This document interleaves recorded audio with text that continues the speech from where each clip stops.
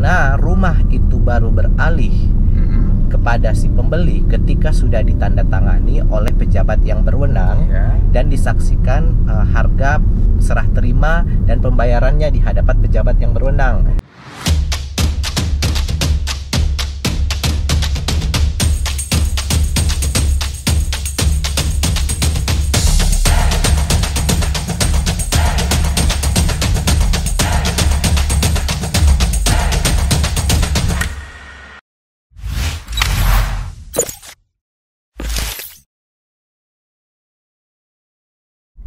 Ya sahabat YSR Media sekalian, kali ini saya sedang dalam perjalanan keliling Kota Banda Aceh nih ya. Keliling Kota Banda Aceh dengan sahabat saya, notaris muda nih. Ini notaris muda dari Kota Makassar ya. Ya, lahirnya di Makassar. Tapi besarnya di Jakarta. Di Makassar sampai SMA. Kemudian pindah ke Batam. Sekarang di Aceh. Ya. Kuliahnya kemarin di Jakarta. Kuliahnya di Jakarta dan masih single ya? Masih single. Oh, aduh, masih single ya. Ganteng-ganteng masih single nih ya. Ya. Ini pengacara muda. Oh, mohon maaf, bukan pengacara nih ya, notaris maksud saya. Ya. Notaris muda yang berkiprah sudah 2 tahun ya di Aceh. Hampir 2 tahun. 2 tahun ya. 1 bulan 3 bulan. 1 tahun 3 bulan. 1 tahun 3 bulan. Ya. Jadi 1 tahun 3 bulan tentu sudah sangat banyak menangani klien-klien yang jual beli tanah mungkin ataupun apa gitu ya. Alhamdulillah. Ya. Jadi saya panggil siapa nih? Ahmad, Rifki ataupun Jadi kalau nama kan Ahmad Rifki Nur Ilmi. Beberapa kawan-kawan mungkin di kantor atau di klien panggilnya Ahmad ya. Oke. Tapi kalau saya biasanya kalau mau lebih santai, formal bisa Rifki. Ya. Bisa Kiki kalau di rumah. Jadi kalau di rumah panggilnya Kiki ya. Kiki, ya. Oke, Ahmad, Rifki, Kiki. Ya. Jadi beginilah ya. Jadi bagi teman-teman mungkin ya, teman-teman yang ada di Kota Banda Aceh dan dimanapun tentunya, kali ini kita akan berbicara santai dengan Ahmad ataupun dengan Rifki ya. Ya, sama aja. Dengan Rifki terkait dengan jangan sampai kita beli tanah, kan sangat banyak kawan saya nih. Sangat banyak yang beli rumah dan juga beli tanah kena tipu. Ya. Bahkan ada yang ratusan juta sampai dengan, dan ini terjadi bukan orang-orang yang biasa. Ya. Dan juga sangat banyak orang-orang yang punya pendidikan bagus. Ya. Yang juga punya wawasan luas, tapi ketipu juga. Apalagi orang-orang yang biasa. Mungkin Rifki bisa jelaskan seputar bagaimana mekanisme biar kita beli properti tersebut jangan tidak tertipu gitu ya. Jadi kita harus tahu dulu sebenarnya konteks penipuan di sini dalam artian apa ya. Karena berbicara jual beli itu kan kita berbicara janji ya. Ada 2 mekanisme janji itu. Ketika memang sudah dapat dibuktikan dia tidak sesuai apa yang diomongin.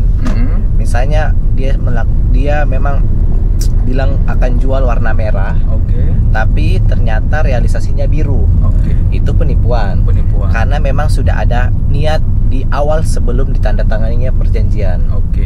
Tapi kalau misalnya dia bilang spesifikasi rumahnya sekian, tapi ketika di realisasi perjanjiannya dia tidak melaksanakan itu atau terlambat atau tidak belum sempurna, maka itu tidak bisa dibilang penipuan, tapi melanggar janji. Wan prestasi atau ingkar janji.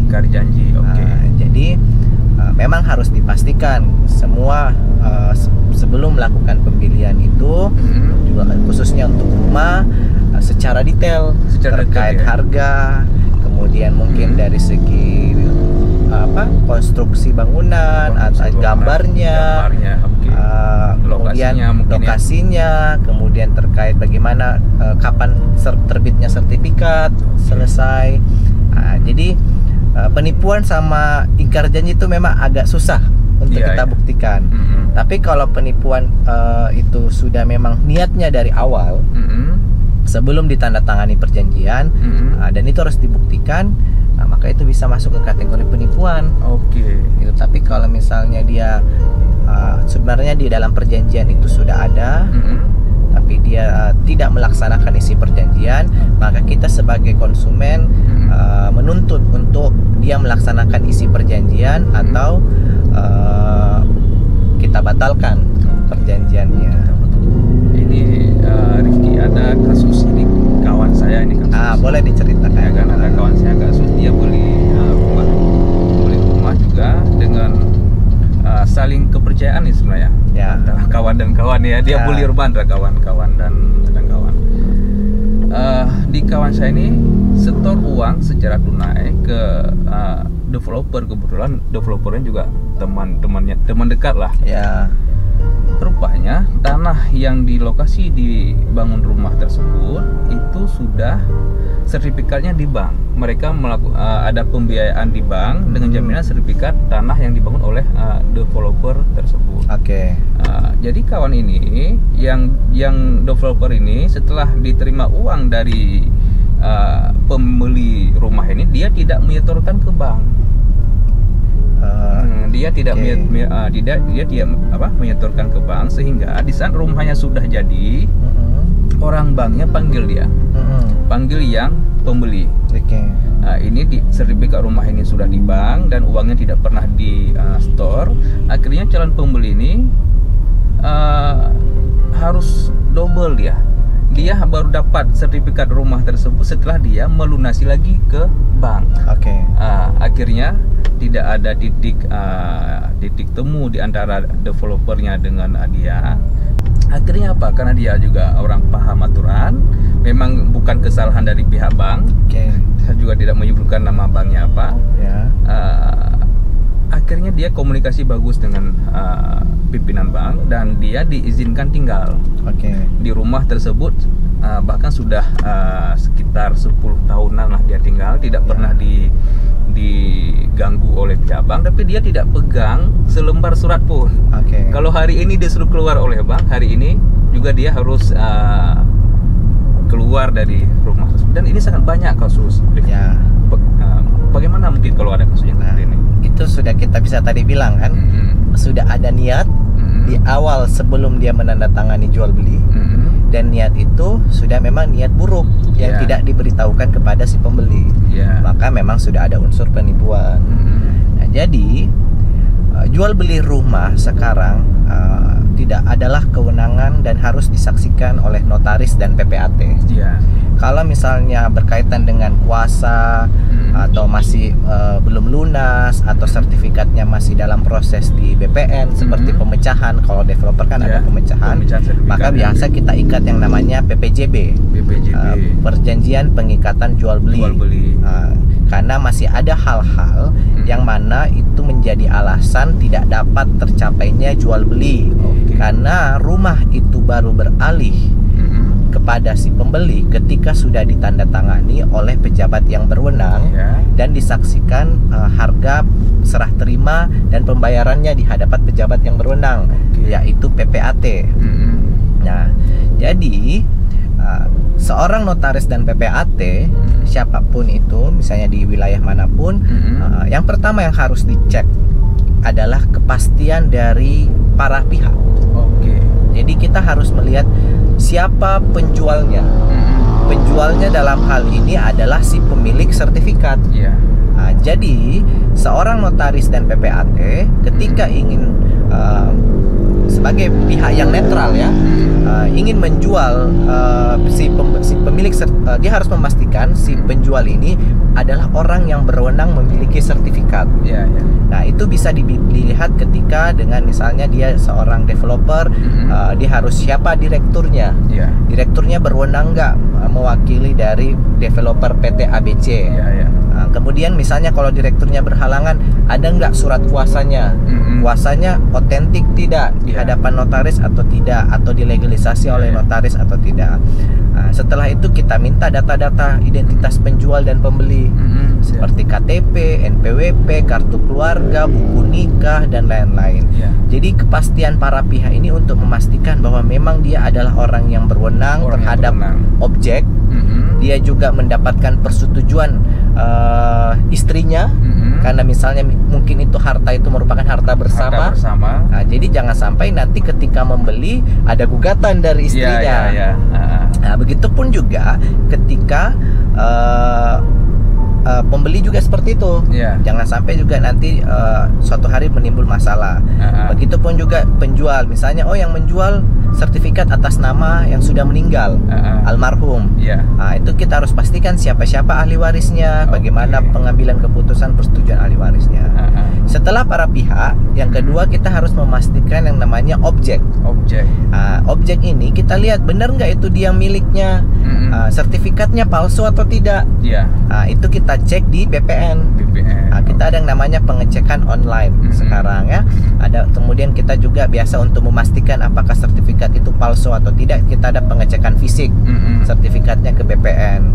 Jadi tidak hanya online yang sifatnya data, kemudian fisiknya juga. Kemudian kita memastikan bahwa data-data yang ada dalam sertifikat itu benar adanya yang sudah tercatat dalam buku tanah di kantor pertanahan. Yang ketiga kita juga mengecek apakah tanah itu dalam sengketa. Bisa kita cek di dalam pengadilan, pengadilan agama, pengadilan negeri, di arbitrase ya. Supaya memang tanah ini clear, tidak ada sengketa di kantor lurah, kecil, camat. Kemudian kita cek juga apakah dalam jaminan. Karena kalau tanah itu dalam jaminan, maka itu akan tertulis ada pengikatan hak tanggungan. Tertulis dalam sertifikatnya dan juga didaftarkan di BPN. Jadi ketika pembeli ingin membeli suatu objek tersebut, dia bebas dari yang namanya perselisihan, gugatan, dan memang tidak dalam jaminan. Ketika memang ingin diserahkan ke pembeli itu masih dalam jaminan, maka pemegang jaminan harus setuju. Kita sudah pinjam duit ke bank, kita agunkan aset kita, kemudian kita nggak sanggup untuk melunasi utang-utang kita, maka biasanya kamu ambil deh tanah saya ini, dia juallah kepada pihak ketiga, tapi dia masih dalam masa kredit. Jadi masa kredit ini tidak bisa, karena kita nggak bisa serta-merta menjual, karena ada hak bank di situ. Ketika macet sudah diperjanjikan bahwa nanti akan dilelang, untuk dilunas, untuk membayar utang-utang dia dalam bank. Jadi seperti itu. Jadi apakah memang tanah kawan Bang Yusri ini memang diketahui oleh pihak bank ketika dia menjual ke bank, kejual ke pembeli atau tidak? Itu yang harus kita pastikan, karena kalau bank mengetahuinya, harusnya ada perjanjian lagi seperti peralihan peralihan hak tanggungan untuk mengikat itu semua. Rifki, memang di saat kita berbicara masalah jual beli ini sangat kompleks ya permasalahannya. Benar sekali. Sangat kompleks, dan dia banyak sekali kasus-kasus yang sering kita temui lagi, bahwa dan bahkan ini sudah menjadi di dalam masyarakat sudah sangat berkembang, bahwa jika ada jual beli properti, apakah itu dalam bentuk bangunan, dalam bentuk tanah ataupun hal yang lainnya, biasanya harga nilai rupiah, nilai uang yang diberikan dengan yang tercatat di akte jual belinya ini berbeda ini. Bahkan yang tercatat ini lebih lebih rendah dengan jumlah uang yang diberikan. Kalau ada kasus seperti ini, itu menguntungkan pembeli atau sebaliknya nih? Mungkin Rifki bisa jelaskan nih. Coba saya tanya Abang bayar rumah harganya 2M. 2M ya kan? Abang kasih nih duitnya, baik itu cash maupun secara transfer kepada penjual ya. Tapi yang tercatat di akte cuma 1M. 1M misalnya. Menurut siapa abang yang dirugikan siapa? Ya saya lah yang Abang yang dirugikan kan? Karena yang saya transfer, yang saya berikan 2M nih.